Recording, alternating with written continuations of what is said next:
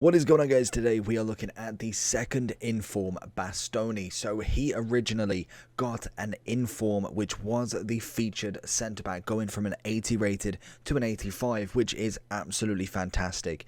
So I don't get why we've gone from an 85 to an 86. I feel like even if they kind of didn't have, there's some sort of way that they figure out who gets a +1, +2, +3.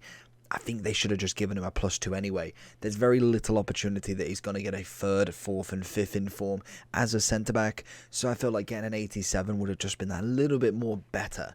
He is coming just under 20k. I think we can kind of find him at discard by this weekend quite easily. Quite a good one in worth of investments, I reckon.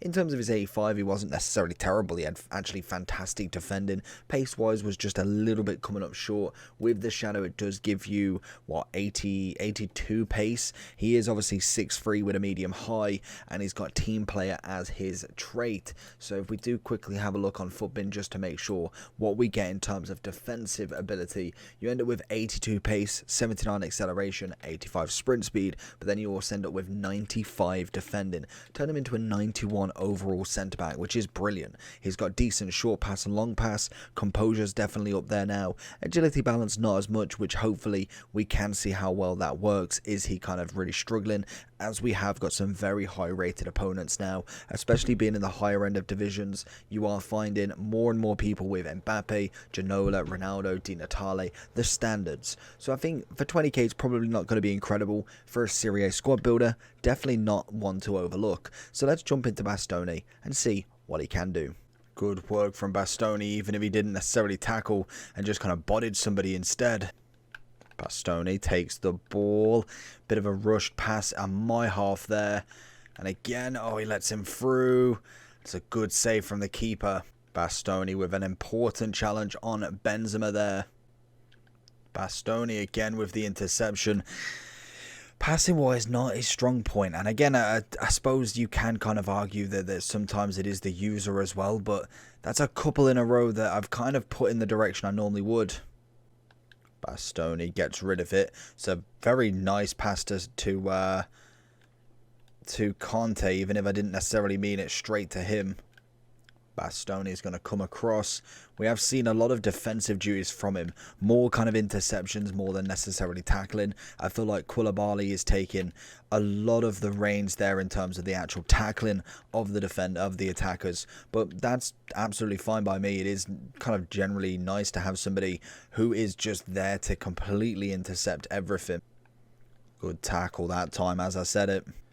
Bastoni with an interception. So then going into Bastoni's second inform overall review. So if we are looking in comparison to his 85, which we did do a review on, I believe, because it was featured, it is just 2s and 1s in terms of the upgrade, which again, like I said, is just not necessarily incredible, especially going from such a high rated from 80 to 85 to then only going +1. It's just a little bit disappointed in the card. I think a +2 is definitely in order. In terms of kind of how he plays, interceptions was absolutely on point. That is something that he did really, really well. In terms of tackling, half and half, I'd say. He did get into some of the positions. Pace is definitely not his friend. Shadow did absolute wonders for that, but you could definitely tell the difference between him and Koulibaly. Obviously, we've got flashback Chiellini in the team. We've also got a road to the knockouts, or I think it's road to the knockouts. So we have got some very good centre backs within the Serie A team. So going from that to a Bastoni, not really that much pace. I think all of the centre backs have an 80 as their base anyway, so we can notice the difference quite a lot. Physicality was fine, heading was absolutely fine. Passing wise, I think it must have been me, because every pass that I did with him just went off. I may have been doing something wrong. Probably the kind of fast pass is probably not the best thing to do with him. So going forward, we will look at that and kind of utilize that into our advantage going forward. But that being said, I think in terms of a centre back, he's definitely not terrible for a Serie A squad, but is he going to really make it? If you've done any of the SBCs, then definitely not. I think that is just a given. You've had 3 great SBCs with De Ligt, Koulibaly, and obviously Chiellini. So whether he's going to beat them 3, I doubt it very much. Even at 3 in the back, I really don't think he beats any of them. So he's coming in around about maybe the 5th, 6th kind of better centre-back in the league, because obviously there is Cordoba. In fact, you've even got Skriniar, who I haven't personally got. Better than Bonucci in terms of everything. I think he's just way better. Gold Koulibaly probably is better. Maybe Skriniar as well. So you're kind of looking at top 7, I'd say, and that's being quite generous, because we have got like a Manolas here who is coming in a lot cheaper. Whack a shadow on him, you're looking at 91 pace instead. So there is, like I say, a lot of different upgrades that you could go with differently. Personally, I'm going to give him a 7 out of 10. I think defensively was absolutely sound, but the pace definitely needs some work, and same with the agility balance. That could definitely do with a little bit of an upgrade. So hopefully you did enjoy the video. If you did, make sure you smash that like button and subscribe for more content, and I'll see you all for the next one. Peace.